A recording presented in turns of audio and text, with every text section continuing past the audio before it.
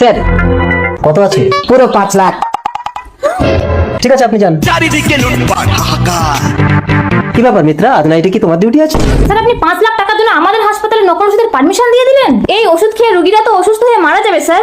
ঠিক আছে, 5,000 নিয়ে নিজের মুখটা একটু বন্ধ রাখো মিত্রা। একটা রোগীকে বাঁচানোর জন্য আমরা দিনরাত যুদ্ধ করি, আর আপনি আমাদের কলেজের প্রিন্সিপাল হয়ে এটা করতে পারলেন? আমি আপনার নামে সুপারের কাছে কমপ্লেন করব। না, তাড়াতাড়ি একটা ব্যবস্থা না করলে মেয়েটা আমার পর্দা ফাঁস করে দেবে। হ্যাঁ স্যার বলুন। এই সঞ্জু, ঠিক আছে স্যার, এমনিতেই মালটাকে অনেক দিন থেকে লাগানোর ইচ্ছে ছিল। সঞ্জু তাহলে তুই তো দলবল নিয়ে তাড়াতাড়ি সেমিনার হলে চলে আয়, আমি ওখানে আছি।